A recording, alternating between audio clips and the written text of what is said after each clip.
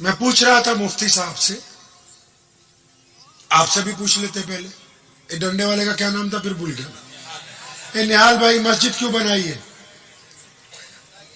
اللہ کی عبادت کے لیے۔ یہ پہلا بندہ ہے جس نے صحیح جواب دے دیا۔ آپ بتاؤ جی مسجد کیوں بنائی؟ اللہ ہی کی بات۔ آپ جی بولو میرے بھائی، اللہ کی بات۔ آپ جی؟ یہ سارے عبادت گزار ہے ماشاءاللہ۔ آئی مفتی صاحب بیٹھے ہیں، ان سے پوچھو کیا عبادت گھر پہ نہیں ہو سکتی؟ عبادت گھر پہ نہیں ہو سکتی کیا؟ ہے؟ ارے بولو، اتنے بڑے مفتی تو آپ لوگ خود ہی ہو ماشاءاللہ۔ تھوڑی تھوڑی بات پہ فتویٰ دیتے رہتے ہو لوگوں کے خلاف۔ بھائی بیجتے اللہ اکبر۔ کبھی اپنے گریبان میں بھی بٹن کھول کے جھانک کے دیکھا کہ اس کے اندر کتنی بدعت گھسی ہوئی ہے؟ یہ نماز گھر پہ نہیں ہو سکتی؟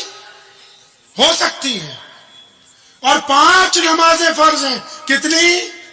اور بولو بھائی، فجر، عصر، عشاء۔ ٹھیک؟ فجر، ظہر، عصر، مغرب، عشاء، 5 فرض۔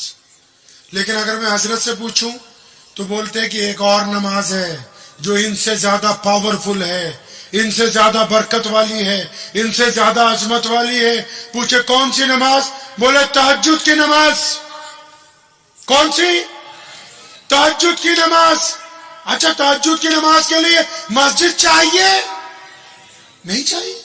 اچھا، آسان تہجد میں نہیں، امام بھی نہیں۔ اچھا، جو ان سے بھی پاورفل نماز ہے اس میں مسجد کی بھی ضرورت نہیں، امام کی بھی ضرورت نہیں، اذان کی بھی ضرورت نہیں، تو پھر یہ 5 نمازوں کے لیے اتنا بڑا جگاڑ کیسے لگایا بھائی؟ کیوں؟ پتا ہے؟ نہیں پتا۔ گھاس چھیل رہے سارا دن بس۔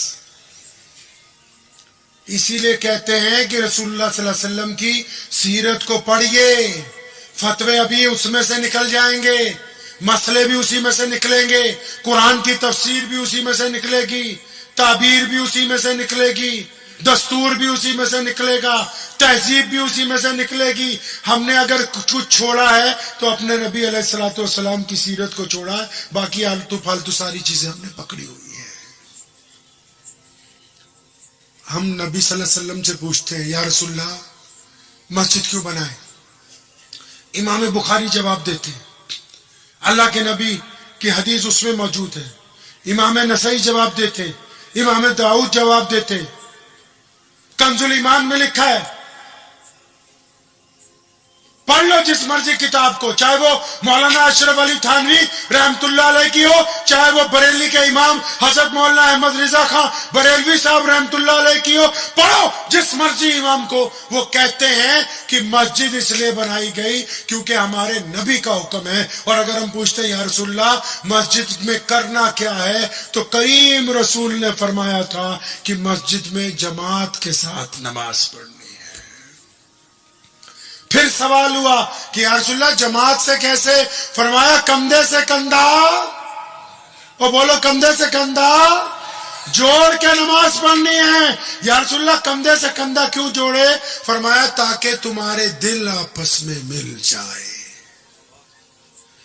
پتہ یہ لگا کہ نماز جماعت سے اس لیے نہیں ہو رہی کہ ہم لوگوں کی کوئی طاقت بنانی مقصود تھی، اس لیے ہو رہی تھی کہ اللہ کے رسول ایک خوبصورت سماج بنانا چاہتے ہیں جس میں عبد الرحمن فجر میں آئے، ظہر میں نہ آئے، عصر میں نہ آئے، مغرب میں نہ آئے، تو عشاء میں جناب عبد القادر اس کے گھر پہنچ جائیں، پوچھے میرے بھائی کیا بات ہے؟ کوئی دکھ ہوگا تو اس کا ساتھ دیں گے، تکلیف ہوگا تو اس کا ساتھ دیں گے، پریشان ہوگا تو اس کا ساتھ دیں گے، بیمار ہوگا تو اس کو دوائی لا کے دیں گے، اس کے کندھے سے کندھا ملائیں گے۔ ان نمازیوں کو تو یہی پتہ نہیں ہے کہ ہمارے دائیں طرف کون ہے، بائیں طرف کون ہے۔ یہ جماعت سے نماز تو پڑھ رہے ہیں لیکن جماعت کا حق نہیں ادا کر رہے۔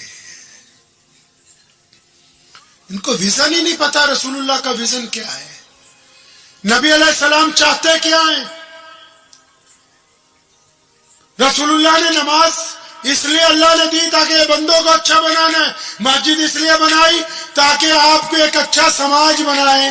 اور آپ نے کیا سوچا کہ صرف 5 نماز پڑھنے کے لیے مسجد ہے؟ سنو مسئلہ، مسجد کا پڑوسی اگر بھوکا سو جائے، پوچھنا کبھی مفتی صاحب سے رسول اللہ کہاں رہتے تھے؟ مسجد نبوی کے ساتھ میں گھر بنایا جوڑ کے. اور کھانا کھانے سے پہلے کیا کرتے تھے؟ مسجد نبوی میں دیکھتے تھے کوئی مسافر تو نہیں، کوئی بھوکا تو نہیں.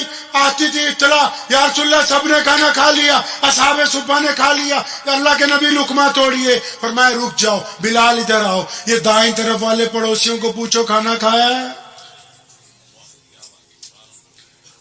بلال جب ادھر گئے ابو ہریرہ کو بلایا، بولا بائیں طرف والے پڑوسیوں کو پوچھو کھانا کھایا ہے؟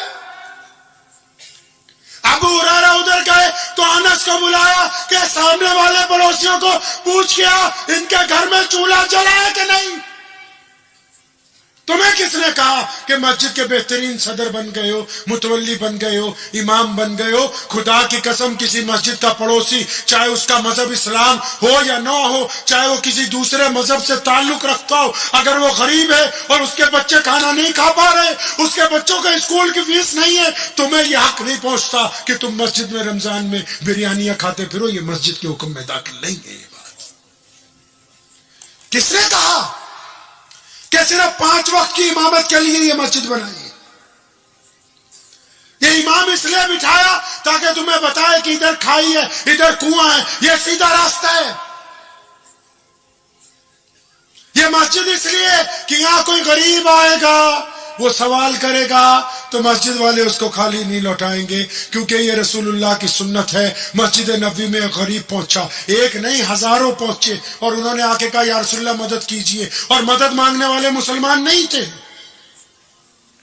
کیونکہ رسول اللہ نے مسلمانوں کو ہاتھ پھیلانے کا حکم نہیں دیا. جو غریب آیا اس کو دو، جو کپڑے مانگنے آیا کپڑے دو، جو سواری مانگنے آیا سواری دو. کیوں؟ یہ رسول اللہ کی سنت ہے. کیا ہم اپنی مسجد میں کسی کو کھانا کھلاتے ہیں؟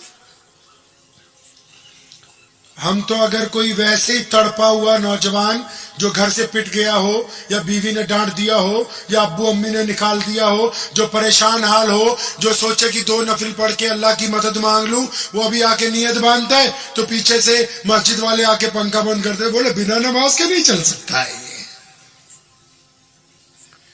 ہمیں تو ابھی یہی پتہ نہیں کہ مسجد کا حق کیا ہے. یہ 5 وقت کے نمازیوں کو اکٹھا کیوں کیا؟ تاکہ یہ خوبصورت سماج بنائے.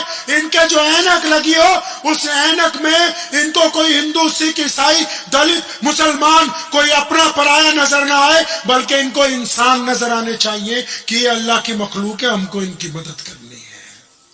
تو پتہ ہی. مجھے امید ہے کہ آپ کو یہ ویڈیو پسند آئی ہوگی. اگر پسند آئی ہو تو یہ آپ اپنے دوستوں کے ساتھ شیئر کریں اور اس چینل کو سبسکرائب ضرور کریں.